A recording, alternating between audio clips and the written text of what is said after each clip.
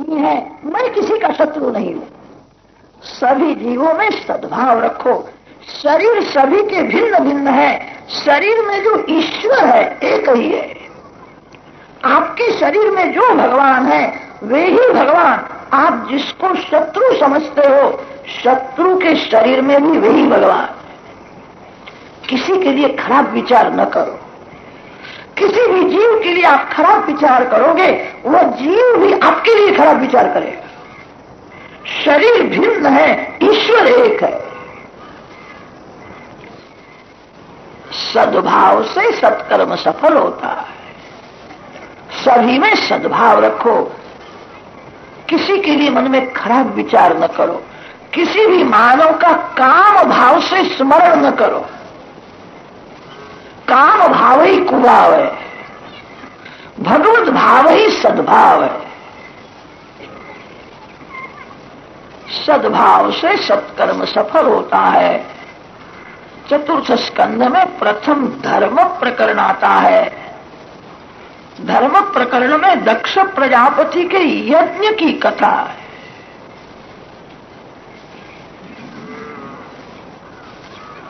यज्ञ करने से यजमान का कल्याण होता है। दक्ष प्रजापति ने ऐसा यज्ञ किया जो यज्ञ करने के बाद उसके घर में कोई रोने वाला भी रहा नहीं। सभी का विनाश हुआ। क्रिया दक्षो दक्षः क्रतुपतिरधीशस्तनुभृताम् ऋषीणामार्त्विज्यम् शरणदसदस्यासुरगणाः क्रतुभ्रेशस्त्वत्तः क्रतुफलविधानव्यसनिनो ध्रुवम् कर्तुश्रद्धा विधुरमभिचाराय हि मखाः क्रिया दक्षोऽपि अदक्षः मूर्खः। दक्ष प्रजापति कर्म कांड में निष्णात है, शिव तत्व को जानता नहीं है। किसी जीव में कुभाव रखता है उसका कल्याण नहीं होता। भगवान शंकर में जो कुभाव रखता है उसका कल्याण कैसा हो। शिव तत्व को जानता नहीं है। दक्ष प्रजापति शंकर भगवान की निंदा करता है।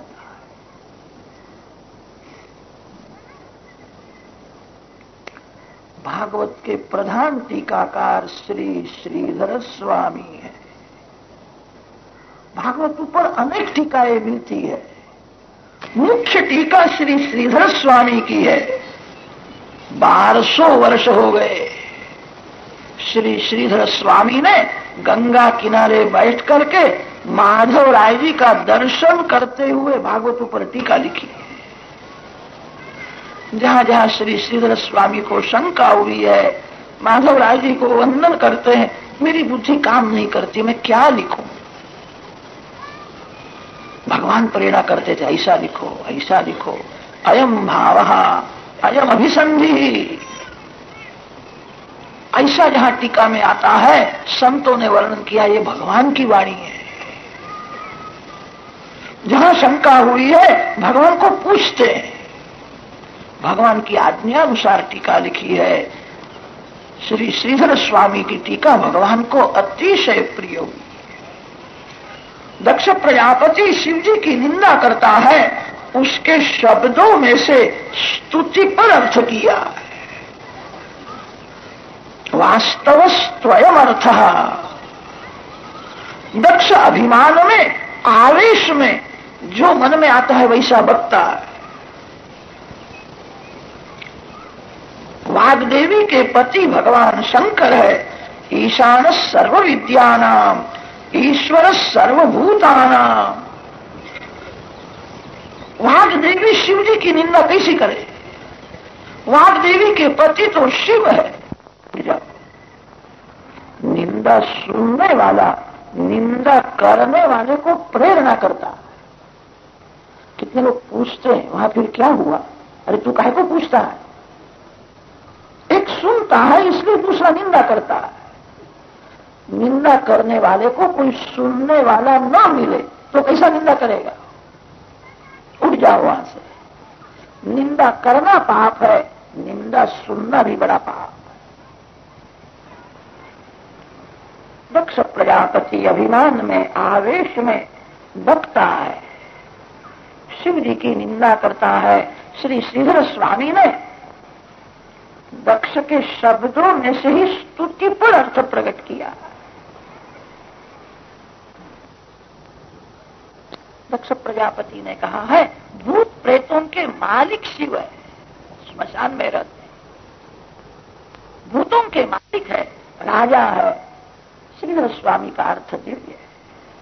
पृथ्वी जल तेज वायु आकाश, ये पंच को भूत कहते हैं, ये पंच महाभूत है, उसके मालिक शिव है। काशी में विश्वनाथ विराजमान, विश्व के नाथ शिव है, इसीलिए उनको विश्वनाथ कहते हैं। विश्व शब्द का क्या अर्थ होता है?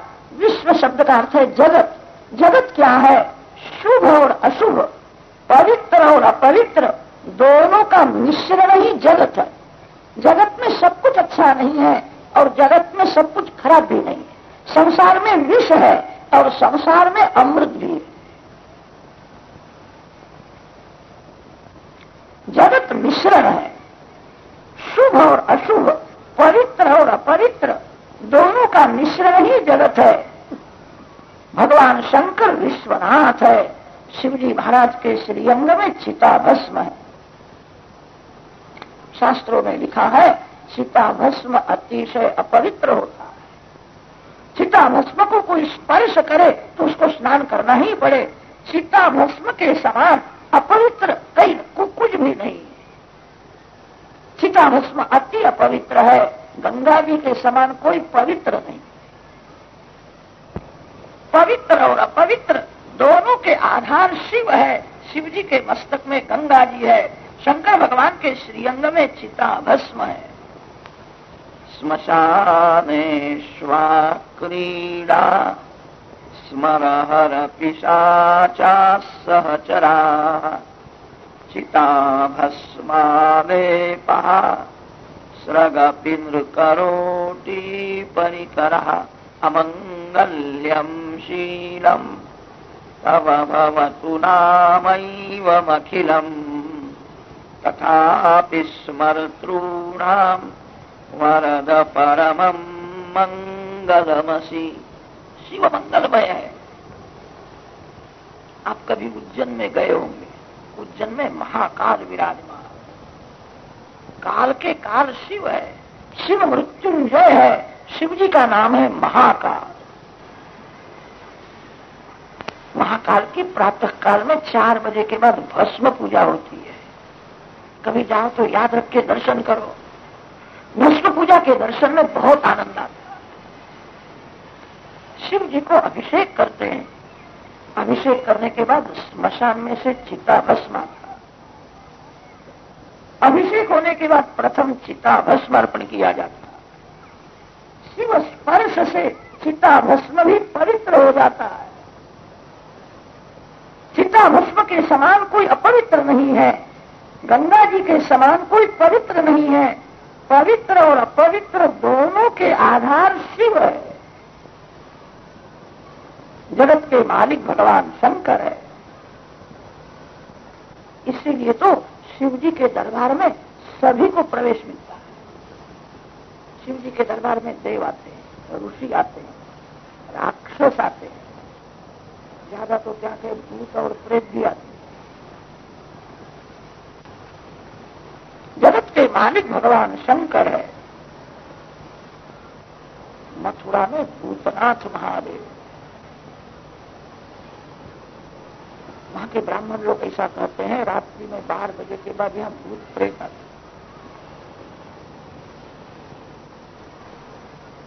शिव जी के दरबार में सभी को प्रवेश मिलता। राम जी के दरबार में सभी को प्रवेश नहीं मिलता। कोई राम दर्शन करने के लिए जाता है तब हनुमान जी महाराज उसकी परीक्षा करते हैं, पूछते हैं, राम दुआरे तुम रखवारे हो तो न आज्ञा बिनु पैसारे। कोई राम दर्शन करने के लिए आता है तब हनुमान जी महाराज पूछते हैं, ये मर्यादा पुरुषोत्तम का दरबार है, सनातन धर्म की मर्यादा में रहते हो कि मर्यादा का भंग करते हो? माता पिता की सेवा करते हो? प्रत्येक स्त्री में मातृभाव रखते हो? जो धर्म की मर्यादा का भंग करता है उसको हनुमान जी महाराज गदा बताते हैं। तेरे लिए मैंने हाथ में गदा रखी, जाने नहीं देते हैं। राम जी के दरबार में सभी को प्रवेश नहीं मिलता। भगवान श्री कृष्ण के दरबार में भी सभी को प्रवेश नहीं मिलता है। गोपी बन करके जाना पड़ता है। गोपी पिबती थी गोपी, जो प्रत्येक इंद्रिय से भक्ति करता है। श्री राम श्री कृष्ण के दरबार में सभी को प्रवेश नहीं है। एक शंकर भगवान ऐसे हैं, सभी को प्रवेश। रात्रि में 12 बजे राम जी का दर्शन करने के लिए जाओ, दर्शन नहीं होगा। राम राजाधिराज, रात्रि में कैसा दर्शन होगा? शंकर भगवान कहते हैं रात्रि में 12 बजे क्या 2 बजे भी आना, दरवाजा मैं खुला ही रखता। कोई भी आवे, किसी समय में भी आवे, शिव माया रहित शुद्ध ब्रह्म है। जहां माया है वहां पर्दा रखना पड़ता है। जहां माया है वहां दरवाजा बंद करना पड़ता है। भागवत में वर्णन किया है भगवान शंकर माया रहित शुद्ध ब्रह्म है। कोई भी आवे, किसी समय में भी आवे, देव आते हैं, ऋषि आते हैं, राक्षस आते हैं, भूत प्रेत आते हैं, शिव जी कहते हैं आने, कहां जाएंगे? अति पाप करने से जीव प्रेत होता है। पापी को देखने की इच्छा नहीं होती है, प्रेत को देखने की इच्छा नहीं होती। अति पापी ही प्रेत है। भगवान शंकर तो सभी के मालिक है। शिव जी के दरबार में सभी को प्रवेश मिलता है, कोई भी आवे। शंकर भगवान ऐसे सरल है, उनकी पूजा सभी कर सकते। शिव जी की पूजा बड़ी सरल है। लोटा भर करके जल ले जा, हर हर हर महादेव, जल अर्पण करो, बिल्वपत्र अर्पण करो, प्रसन्न हो जाते हैं। उनको कभी श्रृंगार करने की जरूरत ही नहीं पड़ती। श्रृंगार न करने पर भी शिव अति सुंदर है। मानव श्रृंगार करता है तो मानव में सौंदर्य आता है। श्रृंगार न करने पर भी शिव अति सुंदर है। इसका एक कारण है, शिव जी को काम का स्पर्श नहीं होता है। जिसको काम का स्पर्श है उसके सौंदर्य का नाश हो जाता है। संसार का क्षणिक सुख भोगने के लिए दिन भर दुख का पहाड़ मस्तक के ऊपर रखता है। अति दुख सहन करके क्षणिक सुख भोगता है। मानव लौकिक सुख के लिए जितना दुख सहन करता है उतना दुख भगवान के लिए सहन करता है। जीव भगवान के लिए जब दुख सहन करता है तभी भगवान को दया आती है। उत्तम विषयानंद है, ध्रुव भजनानंद है। भक्ति में जल्दी आनंद नहीं आता है। भक्ति में जब आनंद नहीं आता तब जीव भगवान को छोड़ करके संसार के विषयों से आनंद लेने के लिए जाता है। यही भूल है। भक्ति में आनंद न आवे तो भी भक्ति छोड़ना नहीं है। भक्ति में धीरे धीरे आनंद आवेगा। भक्ति में जब आनंद आवेगा वह आनंद कायम टिकेगा। विषय आनंद 2-4 मिनट से ज्यादा टिकता ही नहीं है। विषय आनंद परिणाम में दुख देता है। विषय आनंद मन को बिगाड़ता है, भक्ति मन को सुधारती है। राजा ने सुरुचि के कहने से सुनीति का त्याग किया था। सुनीति राजमहल के बाहर रहती है और राजा उत्तानपाद सुरुचि के साथ राजमहल में रहते हैं। एक बार ऐसा हुआ, ध्रुव जी मित्रों के साथ खेलते थे। 4-5 वर्ष की अवस्था है। एक मित्र ने ऐसा कहा, ध्रुव को उसके पिता घर में नहीं रखते, उसकी मां को बाहर निकाल दिया है। ध्रुव जी ने सुना। ध्रुव जी दौड़ते हुए घर में आए हैं। मां को पूछने लगे, मां पिताजी कहाँ है? माँ का हृदय भर गया। माँ ने विचार किया, बालक अब बड़ा होता है, समझने लगा है, मैं उसको कैसा कहूं, तेरे पिता ने मेरा त्याग किया। अपने बालक को सुनीति माता समझाती है, बेटा ये जो राजमहल दिखता है, राजमहल में तेरे पिताजी रहते हैं, हम लोग यहाँ रहते। माँ पिताजी को मिलना है। अब माँ क्या बोले। बालक दौड़ता हुआ राजमहल में आया। राजा ने सुनीति रानी का त्याग किया था। राजमहल में जो नौकर है, दासी है, सभी सुनीति को बहुत मान देते थे। सुनीति का बालक राजमहल में आया, सभी प्यार करते हैं, सभी ने मान लिया। सभी को बालक पूछता है, पिताजी कहाँ है?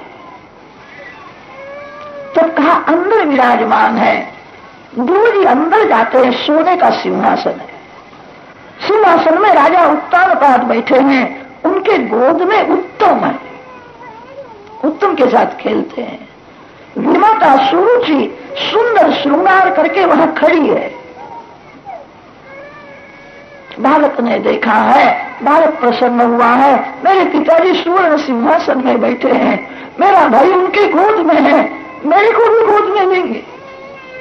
बालक दौड़ता हुआ आया। कोई भी बालक आपके पास आए तो बालक में बालकृष्ण का दर्शन करो, बालक में बालकृष्ण की भावना करो। बालक में विकार वासना नहीं है, तब तक वो ईश्वर का स्वरूप है। विकार वासना जागने पर जीव भाव आता है। निर्दोष निर्विकार बालक भगवान का स्वरूप है। 5 वर्ष का बालक है, दौड़ता हुआ आया है, गोद में बैठने की इच्छा है। कितनी माताएं ऐसी होती है, अपने बालक में उनको बालकृष्ण का दर्शन होता है, दूसरा कोई बालक आया हो, तूफान करता हो तो सहन नहीं होता है। कितनी माताएं बड़ी चतुर होती है, उसको समझाती, जा यहां से, तेरी माँ तेरे को बुलाती होगी, जा भी यहां से। प्रत्येक बालक में बालकृष्ण का दर्शन करो, बालक का तिरस्कार न करो। बालक को थोड़ा देने पर भी बहुत मानता है। बालक को जो प्रसन्न करता है वो बालकृष्ण को प्रसन्न करता है। वो जी आए हैं।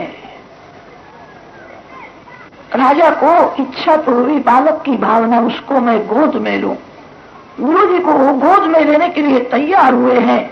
विमाता सुरुचि वहां खड़ी है, उसको सहन हुआ नहीं। सुरुचि की आंख में वेर है। भक्ति में आंख मुख्य है। जो आंख में प्रेम रखता है, जो सभी को प्रेम से देखता है, वही भक्ति कर सकता है। जिसके आंख में पैसा है, जिसके आंख में काम है, जिसके आंख में वेर है, वो भक्ति क्या करेगा?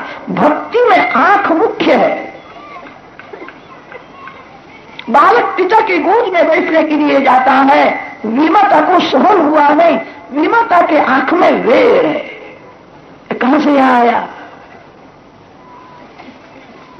राजा तो ध्रुव जी को गोद में लेने के लिए तैयार हुए थे।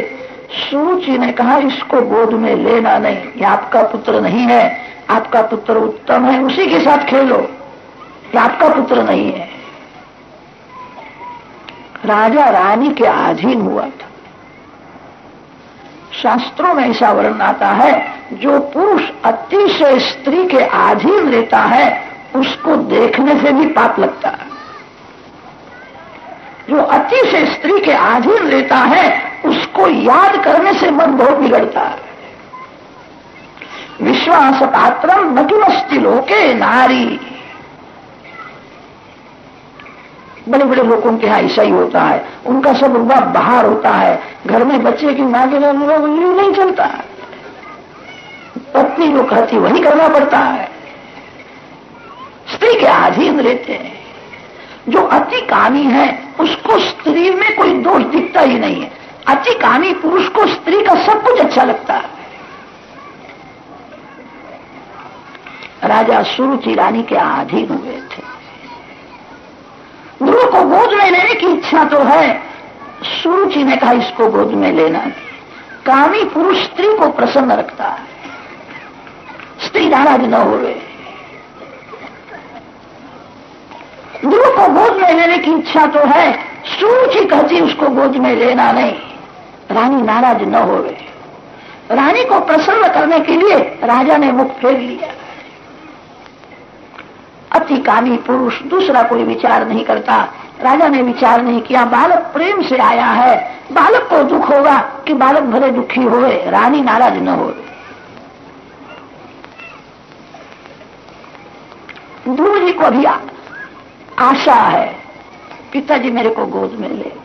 बालक प्रेम से पिता को देखता है, बालक खड़ा है, सुरुचि को सहन नहीं होता है, उसके आंख में वेर है, ए तू जा यहां से, तेरा यहां क्या है, जा यहां से,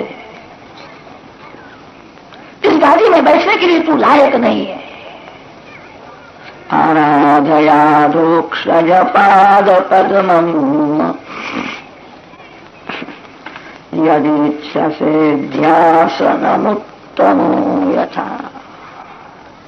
गुरु जी हाथ जोड़ते हैं और विमाता को कहा है, मैं पिताजी का पुत्र हूँ, पिताजी के गोद में बैठा है, कि तू राजा का पुत्र नहीं है, रानी मैं हूँ। तेरी माँ मेरी दासी है, तू दासी का पुत्र होकर के गाड़ी में बैठने के लिए जाता है, तेरे को अक्ल नहीं है, बहुत रुबाब में बोलती है। ऐसा समझती मैं बड़ी सयानी हूँ, राजा मेरे हाथ में है, मैं जो कहूंगी वही होगा। बालक का तिरस्कार करती है, जा यहां से, यहां तेरा क्या है। इस गाड़ी में बैठने की इच्छा हो तो वन में जाकर के भगवान की भक्ति कर, भगवान प्रसन्न हो जाए तब वरदान मांगना, सुरुचि रानी के यहाँ मेरा जन्म होवे, तू मेरा पुत्र होवे तो ही ये गाड़ी मिलेगी। अरे भगवान प्रसन्न होने के बाद तेरे यहाँ जन्म लेने की क्या जरूरत है, ये तो मूर्ख है। मेरे यहाँ तेरा जन्म होगा तो ये गाड़ी मिलेगी, जा यहां से। ध्रुव जी प्रेम से पिताजी को देखते हैं, बालक को भी आशा है, मेरी विमाता ना बोलती है तो भी पिताजी मेरे को गोद में लेंगे, 2 मिनट मेरे को गोद में लो। बालक ने हाथ ऊंचे किए, प्रेम से पिता को देखता है। राजा को रानी का भय लगता है, राजा रानी के दास हो गए। सूची को सहन नहीं होता है, ये माता बहुत तिरस्कार करती है, बहुत रुबाब में बोलती है, जा यहां से, नफट है, समझता नहीं है। तेरी मां मेरी दासी है, रानी मैं हूं। मेरी मां को दासी कहती है। दासी शब्द ध्रुव जी के हृदय में बाण के जैसा लगा। बालक रोने लगा, बालक रोता है तो विमाता हंसती है, मैं बड़ी सयानी हूं, मैंने कैसा उसका तिरस्कार किया। रोने लगा, बालक रोता है, विमाता हंसती है। बालक को बहुत दुख हुआ है, सुनीति माँ याद आती है। बालक रोता हुआ सुनीति माँ के पास जाता। सुनीति माँ ने दूर से देखा मेरा बालक रोता हुआ आता है, क्या हुआ, वो दौड़ती हुई गई है, उसको प्राण से प्यारा लगता है। बालक को उठा करके ले आई, गोद में लिया है, प्यार करती है, बार बार पूछती है बेटा क्यों रोता है, क्या हुआ। जिसकी मां सुनीति है, सुनीति का पुत्र सुशील होता है। माता पिता के आचार विचार बालक में आते। पिता तपस्वी होवे तो पुत्र महान ज्ञानी हो जाता है। जिसकी मां सुनीति है उसका पुत्र सुशील होता है। मां पूछती क्यों रोता है, क्या हुआ है। ध्रुव जी ने विचार किया, मैं कैसा बोलूं, विमाता ने मेरा तिरस्कार किया, पिताजी ने मेरे सामने देखा भी नहीं। ऐसा बोलने से माता पिता की निंदा करने जैसा पाप होगा। बालक धीर गंभीर है, उसको बहुत दुख तो हुआ है, बोलता नहीं है, रोता है। सुनीति मां प्यार करती है, मेरा बालक सयाना है, मेरी स्थिति को जानता है, कभी ऐसा रोया नहीं है। मेरे बालक को किसने रुलाया, पत्नी ने मेरा त्याग किया है, बेटा तू क्यों रोता है? बार बार पूछती है। ध्रुव जी बोलते नहीं है। सुनी थी बात समझाती है, बेटा रोना नहीं, तू खेलने के लिए गया था, तेरे को किसी ने मारा इसीलिए तू रोता है। बेटा तेरे पिता बड़े राजा है, तू राजा का पुत्र है, मैं तेरे पिता को कह दूंगी, तेरे को किसी ने मारा हो तो तेरे पिता उसको सजा करेंगे, तू राजा का बेटा है। सुनीति माँ जब ऐसा बोलती है, ध्रुव जी ज्यादा रोने लगे। मेरे बालक को किसने रुलाया? एक दासी वहां आई है। दासी ने कहा है, राजमहल में गए थे, पिताजी तो गोद में लेने के लिए तैयार हुए थे, विमाता ने तिरस्कार किया और उसको कहा वन में जा, तेरी माँ मेरी दासी है, रानी मैं हूं, इसीलिए बालक रोता। सुनीति ने सब सुना है। सुनीति ने विचार किया, आज आवेश में कर्कशवाणी बोलना अच्छा नहीं है, कर्कशवाणी से वेर बढ़ता है, वेर का विनाश होवे ऐसा बोलो। माँ को दुख तो हुआ है। सुनीति माँ बहुत प्रेम से बालक को समझाती है, बेटा तेरी विमाता ने तेरे को सुंदर उपदेश दिया है, तेरी विमाता ने तेरे को जो कहा है वही मैं कहती हूँ। भीख मांगना है तो भगवान के पास भीख मांगनी चाहिए, वन में जाकर के भक्ति करो। विमाता बहुत रुबाब में बोली थी, इसलिए बालक के हृदय को धक्का लगा था। सुनी थी माता वही उपदेश प्रेम से करती है, भीख मांगना है तो भगवान के पास भीख। जगत दरिद्री है, जगत में एक श्रीमान श्री कृष्ण है, लक्ष्मीपति नारायण श्रीमान है, जगत दरिद्री है।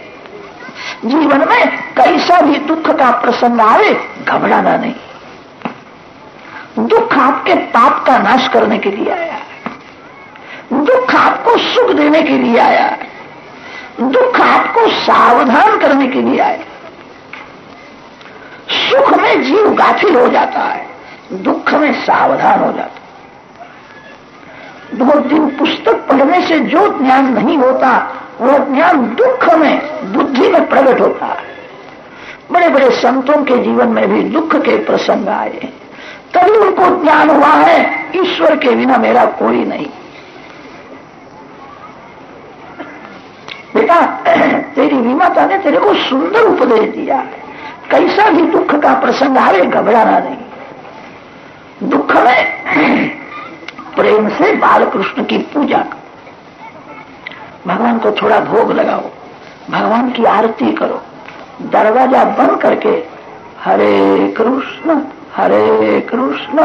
कृष्ण कृष्ण हरे हरे, हरे राम राम राम हरे हरे 10 मिनट 15 मिनट प्रेम से कीर्तन करो। कीर्तन में हृदय पी लेगा, आंखें गीली हो जाएगी, थोड़ी तन्मयता हो गए तब भगवान को कहना मेरी ऐसी दशा है, मैं बहुत दुखी हूँ, भगवान बड़े दयालु है, प्रेम से सुनते हैं, भगवान बहुत बहुत देते हैं। भगवान देते हैं तब जीव थक जाता है, कितना लेवे, भगवान 4 हाथ से देते हैं, जीव 2 हाथ से कितना ले सकता है। भगवान बहुत देते हैं तो भी भगवान कभी बोलते नहीं है कि मैंने तेरे को दिया है। ये जीव ऐसा दुष्ट है, थोड़ा देता है और अनेक बार बोलता है मेरे यहाँ मांगने के लिए आए थे, मैंने मदद की है। देने के बाद जीव बोलता है, भगवान बहुत देते हैं, कभी बोलते नहीं। बेटा तेरी विमाता ने तेरे को सुंदर उपदेश, वन में जाकर के भगवान की भक्ति करो। बेटा जिस घर में मान नहीं है उस घर में रहना अच्छा नहीं है। इस घर में तू रहेगा, तेरी विमाता तेरा तिरस्कार करेगी। बेटा तू रोता है तब मेरे को भी दुख होता है, तेरे पिता तेरे सामने देखने को भी तैयार नहीं है। इस घर में रहना नहीं, जहां मान नहीं है वहां रहना नहीं। ध्रुव जी ने कहा है मां इस घर में तू क्यों रहती है, हम दोनों वन में जाएंगे, इस घर में तेरे को मान कहां है, मैं अकेला वन में कैसा जाऊं, हम दोनों जाएंगे, मैं कभी भगवान को दया आएगी।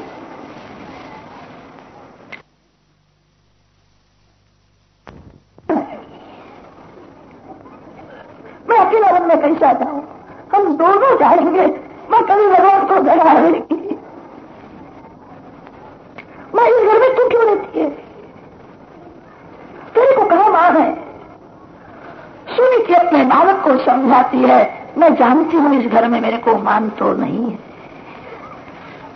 मैंने पति में परमात्मा की भावना की है, मेरे पिताजी ने पतिदेव को मेरा दान किया है, मैं स्वतंत्र नहीं हूं, मैं पतिदेव के अधीन।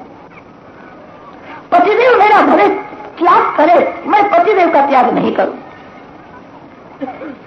शास्त्रों में ऐसा लिखा है, स्त्री में स्नेह ज्यादा होता है, स्त्री की बुद्धि मंद होती है, स्त्री बहुत स्वतंत्र न होवे।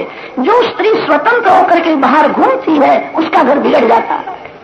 बाल्यावस्था में स्त्री माता पिता के अधीन रहे, जवानी में स्त्री पतिदेव के अधीन रहे और वृद्धावस्था में पुत्र के अधीन रहे। स्त्री बहुत स्वतंत्र होकर के बाहर घूमने के लिए जाए, वो घर बिगड़ जाता है, स्त्री बिगड़ जाती है। स्त्री को बाहर घूमने की बहुत जरूरत नहीं है, स्त्री का धर्म एक ही है, घर के सभी जीवों में भगवान की भावना करे। बेटा मैं स्वतंत्र नहीं हूं, मेरे लिए पति परमात्मा है। मैंने कथा में सुना है, धर्म विरुद्ध भक्ति भगवान को प्रिय नहीं है। पतिदेव ने मेरा त्याग किया है, मैं पतिदेव का त्याग नहीं करूंगी। मैं पति में मैंने परमात्मा की भावना की है।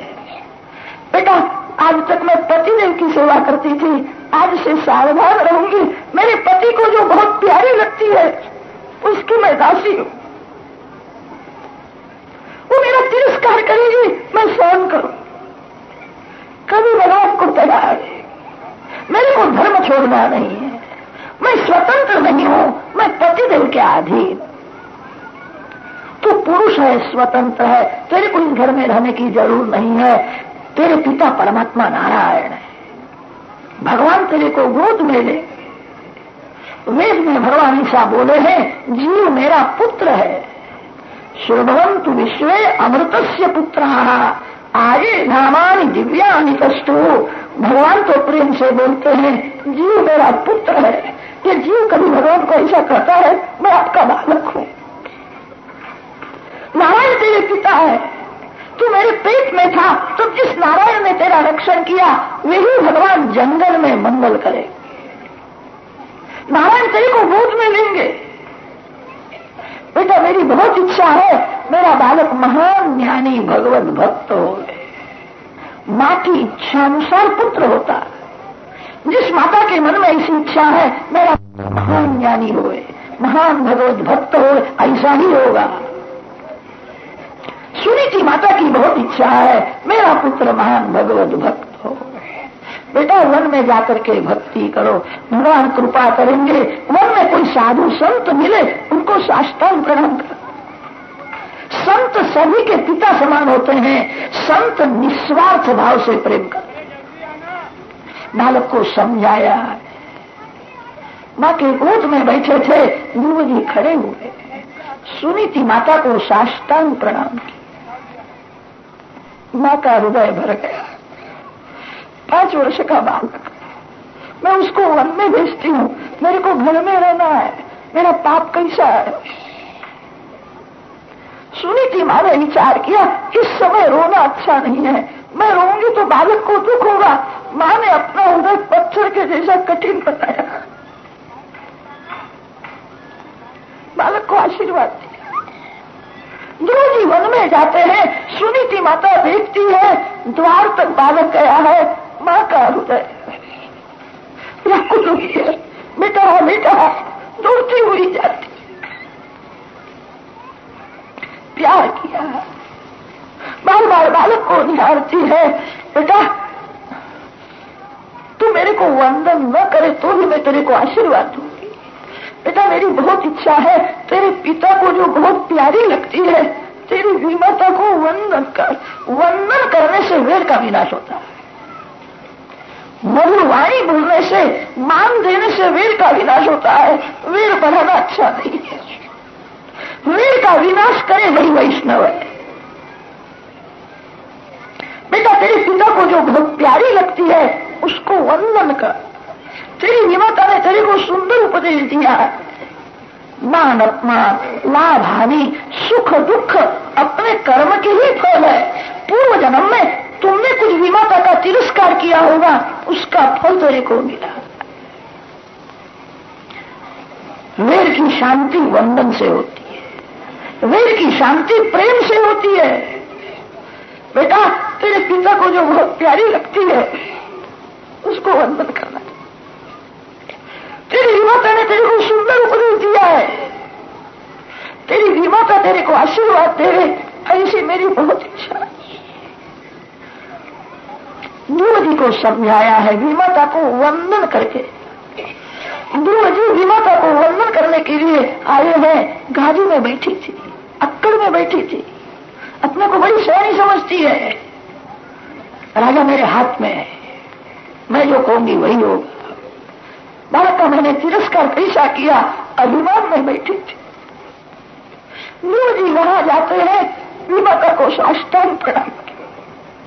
एक क्षण तो उसका हृदय पिघलता, जिस बालक का मैंने तिरस्कार किया कैसा भोला है, कैसा सरल है, मेरे को साष्टांग प्रणाम करता। बेटा साष्टांग प्रणाम क्यों करता है कि मैं वन में जाता हूं। तो वन में जाता है कि वन में प्राण और प्रकृति दोनों साथ में ही जाते हैं। दुष्ट है, बहुत यात्रा करने से स्वभाव नहीं सुधरता। यज्ञ करने से, दान देने से पुण्य बढ़ता है, स्वभाव नहीं सुधरता। कस्तूरी को क्यारो करो, केसर की बनी खाद, पानी दिया गुलाब का, आखिर प्याज की प्याज, स्वभाव नहीं सुधरता। दुष्ट है। 5 वर्ष का बालक बोलता है मैं वन में जाता हूं, तो हंसती है, जा वन में। विमाता ने विचार किया ध्रुव घर में रहेगा तो उसको थोड़ा भी कुछ देना पड़ेगा, ये वन में जाए तो मेरे उत्तम को सब राज मिलेगा। जाओ वन में। दोनों माताओं का आशीर्वाद लेकर के ध्रुव जी महाराज वन में जाते हैं। आज वैकुंठ में भगवान नारायण को चिंता हुई, जो पति में परमात्मा की भावना रखती है। ऐसी पतिव्रता स्त्री प्रभु को अच्छी से प्रिय रखती है। उसका पति में कैसा भाव है, पति उसका तिरस्कार करता है, पति को परमात्मा मानती है, उसका मेरे में कैसा भाव। उसने कहा है नारायण तेरे पिता है, आज से तू भगवान का पुत्र हुआ है, तो बालक मेरा है, इसका बाल बाका नहीं होने दूंगा। भगवान ने नारद जी को प्रेरणा की है। ध्रुव जी जिस मार्ग से जाते हैं उसी मार्ग से नारद जी आते हैं। नारायण नारायण नारायण, आंख में नारायण है, मुख में नारायण है, मन में नारायण है, रूप रूप में नारायण। नारायण नारायण कीर्तन करते हुए चलते हैं। सुनीति माता ने अपने बालक को समझाया था, वन में कोई साधु संत मिले उनको साष्टांग प्रणाम कर। ध्रुव पहचान सके नहीं है नारद जी है। उनके वेश से ऐसा हुआ कि कोई संत लगते हैं।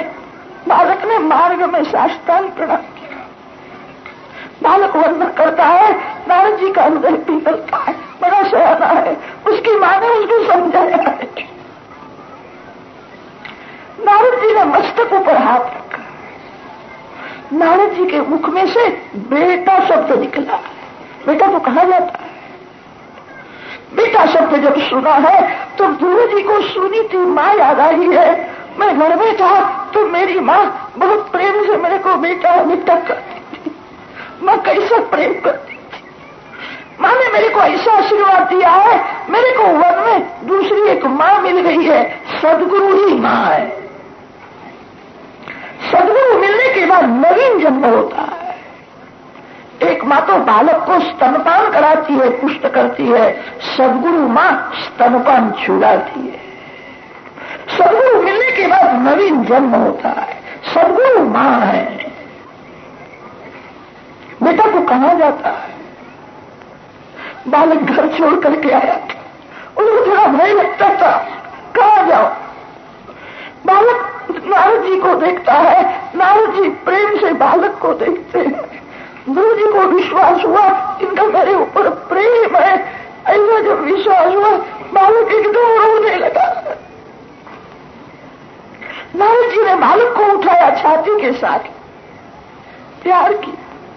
बेटा क्यों रोता है, तेरे को क्या होता है, बेटा तुमने घर क्यों छोड़ा है?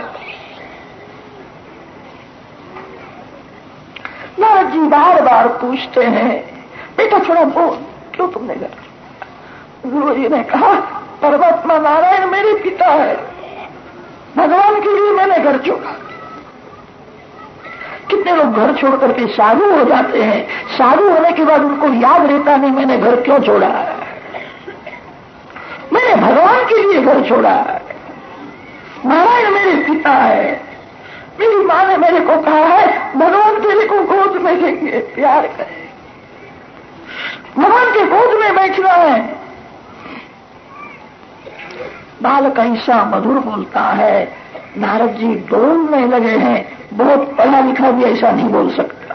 भगवान नारायण उसके पिता है, भगवान के लिए उसने घर छोड़ा है, भगवान के गोद में बैठना है, कैसा बोलता है।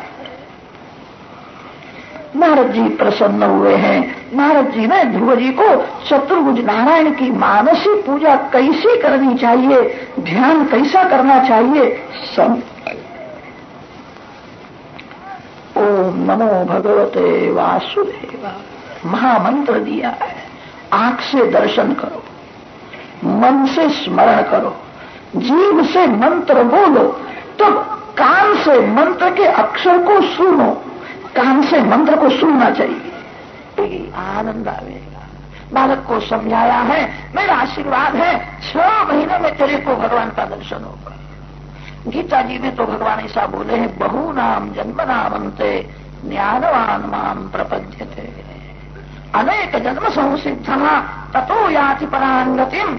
आचार्यों ने भाष्य में लिखा है, बहुनाम जन्मनाम त्रिभिर जन्म भी। बड़े बड़े ज्ञानी पुरुषों को भी 3 जन्म तो लेने पड़ते हैं, संचित क्रियमाण प्रारब्ध का विनाश करते हैं। नारद जी जैसे सदगुरु जब मिलते हैं 6 महीने में भगवान का दर्शन होता है। मेरा आशीर्वाद है। राजा उत्तानपाद ने सुना मेरा पुत्र घर छोड़ करके वन में गया है। त्याग में कैसी शक्ति है। ध्रुव जी घर छोड़ करके वन में जाते हैं, ध्रुव जी का तो कल्याण हुआ है। आज राजा की बुद्धि सुधरती है, अंदर की आंख खुल गई है। मैंने क्या किया, एक स्त्री के अधीन में हो गया, मैं स्त्री का गुलाम हुआ हूं। 5 वर्ष का बालक सब कुछ छोड़ सकता है, मैं एक स्त्री को नहीं छोड़ सकता। धिक्कार है मेरे। राजा की अंदर की आंख खुलती है। आज राजा को सुनीति में सद्गुण दिखते हैं। सुनीति महान पतिव्रता है, उसकी कोई भूल नहीं है। ये सुरुचि ने झूठ मूठ मेरे को ऐसा सब समझाया, मैं सुरुचि के अधीन, मैंने एक महान पतिव्रता स्त्री का तिरस्कार किया, मेरी भूल है। राजा के हृदय का परिवर्तन हुआ है।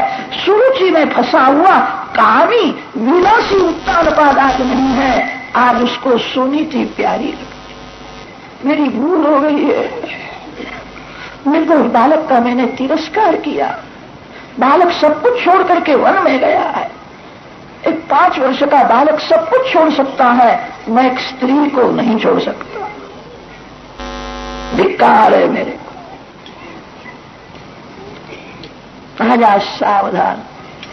बहुत दिन के बाद आज उत्तानपाद राजा सुनीति के घर में आए। उस समय सुनीति रोती थी। 5 वर्ष का मेरा बालक है, उसको भूख लगी होगी, कौन दे। दासी ने आकर के कहा, महाराजा सुनीति को भय लगता है, मेरे को कुछ सुना रहेगा ऐसा लगता, तिरस्कार करने के लिए मेरा पुत्र वन में गया। धैर्य धारण करके धीरे धीरे बाहर आती है। आज राजा के हृदय का परिवर्तन हुआ था। उत्तानपाद राजा तो सुनीति के चरण में वंदन करने के लिए, सुनीति ने कहा, आप मेरे भगवान हो, आपके चरण में मैं वंदन, मेरी भूल हो गई। राजा रोने लगा। बहुत दिन के बाद पति पत्नी का मिलन हुआ। मन में जो पाप था वो आंख में से धीरे धीरे मैंने भूल की है। मेरा ध्रुव कहाँ है? बालक को देखना है। ध्रुव जहां होवे वहां तू मेरे को ले जा। सुनीति पतिदेव को समझाती है, उसको मैंने वन में भेजा है, वो कहाँ गया है मैं नहीं जानती, आवेगा, भगवान कृपा करेंगे। मेरा एक पुत्र तो घर में है, उत्तम मेरा ही पुत्र है। मेरे को 2 बालक है, एक बालक भगवान के लिए वन में गया है, एक बालक मेरे पास में है। सुनीति के आंख में प्रेम है। सुनीति पतिदेव को समझाती, आवे भगवान कृपा करेंगे, वो कहाँ गया है मैं नहीं जानती। उसी समय नारद जी वहां आए। नारद जी ने विचार किया, ध्रुव मेरा शिष्य हुआ है, यमुना जी के किनारे वो भक्ति करता है, उसका पिता एक स्त्री में फंस गया। संत जिसको अपनाते हैं उसके कुटुंब की भी उनको चिंता होती है। ध्रुव मेरा शिष्य है, ध्रुव का पिता उत्तानपाद विलासी है, मैं उसका उद्धार करूं। नारद जी आए हैं, कुशल समाचार पूछते हैं। राजा ने कहा, मेरा पुत्र वन में गया, कब आएगा? आप जो कहो सो मैं करने के लिए तैयार हूं, मेरी भूल हो गई है। राजा को सुधारने के लिए नारद जी ने कहा है, जिसका मन स्त्री में फंसा हुआ है, जो स्त्री का दास हुआ है, तेरे जैसे कामी राजा कुछ नहीं कर सकता। तेरा से क्या होने वाला, तो कुछ भी नहीं कर सकता। जो स्त्री के अधीन रहता है, अब जो कहोगे सो मैं करूं। 6 महीने तक तेरे को दूध के ऊपर रहना पड़ेगा। जीव का मन के साथ संबंध है, जिसकी जीव अति शुद्ध है उसी का मन शुद्ध रहता है। जीव बिगड़ती है तब जीवन बिगड़ता है।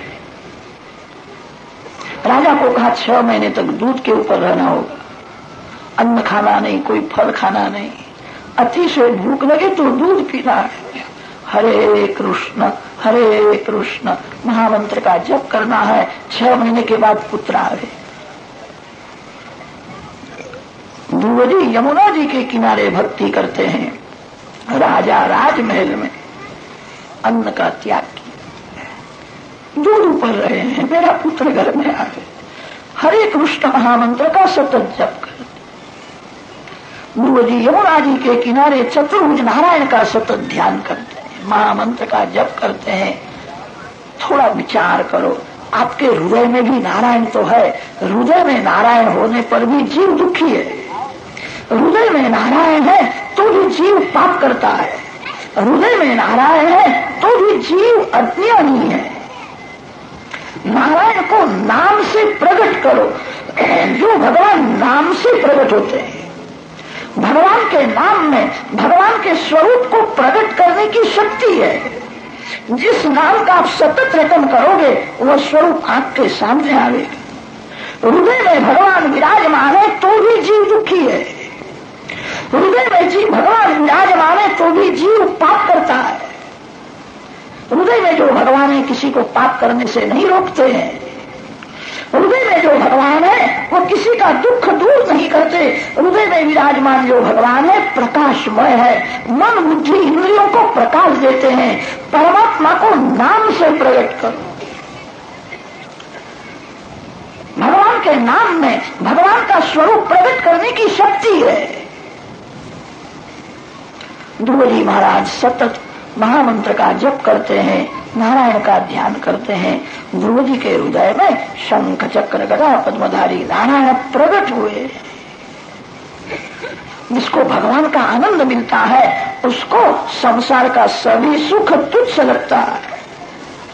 उसको किसी को देखने की भी इच्छा नहीं होती है। हृदय में नारायण का स्वरूप प्रकट हुआ है। 6 महीने हो गए। जगत भगवान में है और भगवान ध्रुव जी के हृदय में है। जगत के आधार भगवान आज भगवान का भी आधार ध्रुव हो गया। जगत आधार के आधार ध्रुव है। जगत भगवान में है और भगवान ध्रुव जी के हृदय में प्रकट हो गए। पृथ्वी को ध्रुव जी का वजन सहन नहीं होता है। देवों ने नारायण की प्रार्थना की है, बालक को दर्शन दो। भगवान ने कहा मैं उसको क्या दर्शन दूं? सतत जप करने से मेरा स्वरूप उसके हृदय में प्रकट हुआ है। बालक तो मेरा दर्शन करता ही है। अब तो बालक को देखने की मेरी कोई इच्छा हुई। भगवान ध्रुव जी को दर्शन देने के लिए नहीं आए हैं, ध्रुव का दर्शन करने के लिए आए। मधुरवनम भृत्यदिदृक्षयागता। कभी कभी भगवान के हृदय में प्रेम बढ़ जाता है तो अपने भक्त को देखने की उनको इच्छा होती है। मेरा बालक है, बड़ा सयाना है, मेरे लिए उसे सब कुछ छोड़ दिया, अब बालक को देखने की मेरी कोई इच्छा होती है। गुरु का दर्शन करने के लिए भगवान आए। गुरु जी के सर्वमुख चतुर्भुज नारायण प्रकट हुए हैं। गुरु जी को नारायण का दर्शन अंदर होता है। भगवान ने ऐसी लीला की है, सतत जप करने से गुरु जी के हृदय में जो स्वरूप प्रकट हुआ था अंतर्धान किया। अंदर नारायण का दर्शन नहीं होता है। बालक घबराया है, मेरी कुछ भूल हो गई, भगवान दिखते नहीं है। बालक जहां आंख खोलता है चतुर्भुज नारायण का प्रत्यक्ष दर्शन बाहर। यही मेरे पिता ध्रुव जी नारायण का दर्शन करते हैं, नारायण ध्रुव जी का दर्शन करते हैं। चार आंख जब एक हो जाती है तब दर्शन का आनंद। यही मेरे पिता है, ये मेरा बालक है। बोलने की इच्छा तो है, कुछ पढ़े लिखे नहीं थे, क्या बोले। भगवान को दया आई है। भगवान के हाथ में जो शंख है वो ज्ञान तत्व है। बड़े लोग जब प्यार करते हैं तो बालक के गाल को स्पर्श करते हैं। मेरा बालक। ध्रुव जी हाथ जोड़ करके खड़े हैं। भगवान ने शंख से ध्रुव जी के गाल को स्पर्श किया। बुद्धि में ज्ञान शक्ति प्रकट हो गई है। बहुत पुस्तक पढ़ने से ज्ञान की समाप्ति नहीं होती है। श्री कृष्ण दर्शन से ज्ञान की समाप्ति होती है। वेदन को अंत नहीं है, पुराणों को पार नहीं है। एक जन्म में अनेक जन्म लेकर के कोई पुस्तक पढ़ता रहे, ज्ञान की समाप्ति नहीं होती है। ज्ञान की समाप्ति श्री कृष्ण दर्शन से होती है। जो भगवान को जानता है वो सब कुछ जानता है। भगवान ने गाल को शंख से स्पर्श किया। गुरु जी के बुद्धि में ज्ञान शक्ति सरस्वती प्रकट हुई है।